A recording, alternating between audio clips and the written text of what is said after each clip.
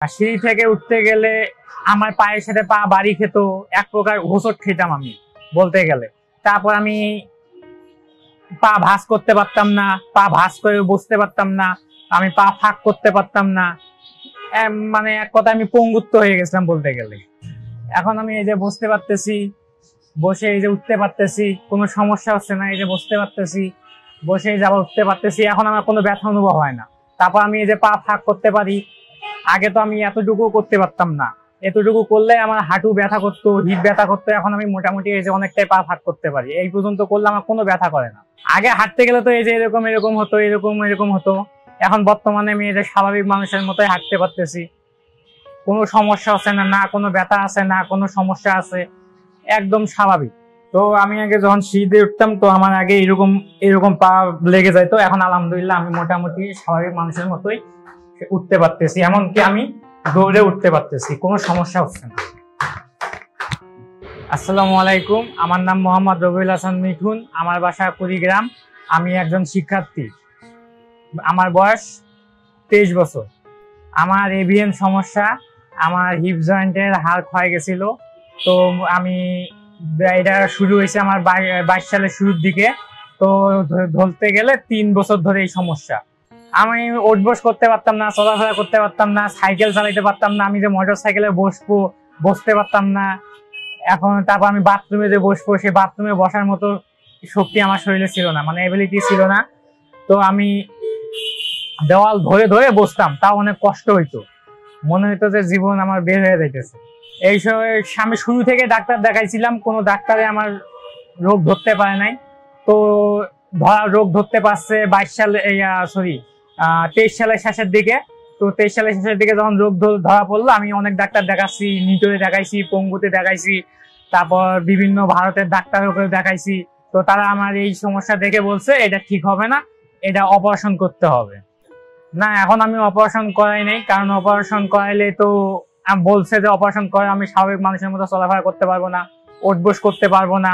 উঠবস করতে গেলে আমি যে চেয়ারে বসতে হবে, সর্বোচ্চ চেয়ারে বসতে পারবো, কোমোড ব্যবহার করে বাথরুম করতে হবে, মানে এক প্রকার আমি সাধারণ মানুষের মতো চলাফেরা করতে পারবো না। অথচ এত লাখ লাখ টাকা খরচ করে অপারেশন করার কি দরকার? তো পরবর্তীতে আমি চিন্তা করলাম আমি অপারেশন করবো না। পরে আমি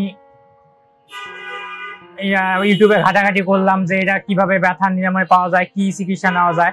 তো ইউটিউব দেখে পরবর্তীতে আমি স্যারের দেখা পাই।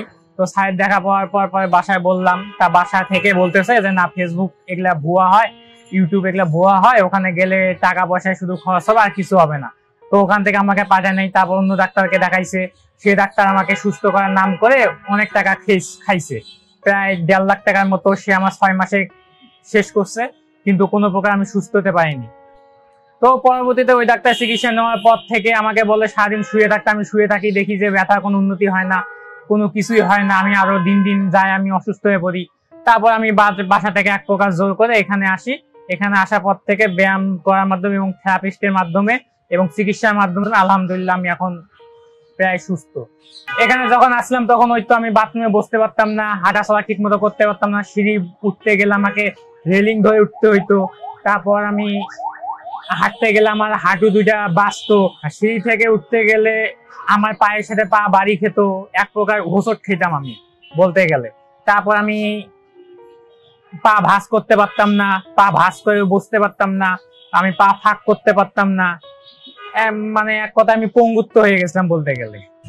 এখন আমি এই যে বসতে পারতেছি, বসে এই যে উঠতে পারতেছি, কোনো সমস্যা হচ্ছে না, এই যে বসতে পারতেছি, বসে এই যে আবার উঠতে পারতেছি, এখন আমার কোনো ব্যথা অনুভব হয় না।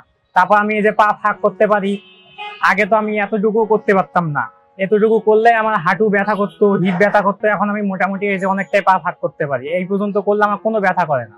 আগে হাঁটতে গেলে তো এই যে এরকম এরকম হতো, এরকম এরকম হতো, এখন বর্তমানে আমি এই যে স্বাভাবিক মানুষের মতোই হাঁটতে পারতেছি, কোনো সমস্যা হচ্ছে না, না কোনো ব্যথা আছে, না কোনো সমস্যা আছে, একদম স্বাভাবিক।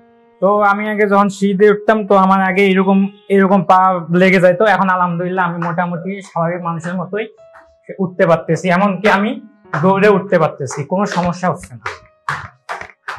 তো আমি সবার উদ্দেশ্যে একটা কথাই বলতে চাই, আপনারা যারা আমার মতো এভিএন রোগে আক্রান্ত আছেন, তারা ভুলভাল ডাক্তারের কাছে না গিয়ে, টাকা অপচয় না করে আপনারা সঠিক চিকিৎসা নিয়ে সঠিক ডাক্তারের কাছে সঠিক চিকিৎসা নেন। তো তো আপনি চাইলে ডিপিআরসিতে আসতে পারেন। ডক্টর শফিউল্লাহ প্রধান স্যার অনেক ভালো তিনি, এবং তার চিকিৎসা এবং তার থেরাপিস্টের মাধ্যমে আজ আমি প্রায় সম্পূর্ণ সুস্থ। আপনারা চাইলে এখানে এসে দেখতে পারেন, খোঁজ নিয়েও দেখতে পারেন। তো আমার জন্য সবাই দোয়া করবেন, আমি যেন এইভাবে সারা জীবন সুস্থ থাকতে পারি এবং সারা জীবন যেন সুস্থভাবে চলাফেরা করতে পারি। এবং আপনারাও যারা এই রোগে আক্রান্ত আছেন তারা এখানে এসে চিকিৎসা নেন, দেখবেন না ইনশাল্লাহ সুস্থ হয়ে যাবে। ডিপিআরস লিমিটেড, আস্থা, বিশ্বাস ও নির্ভরতায় অবিচল।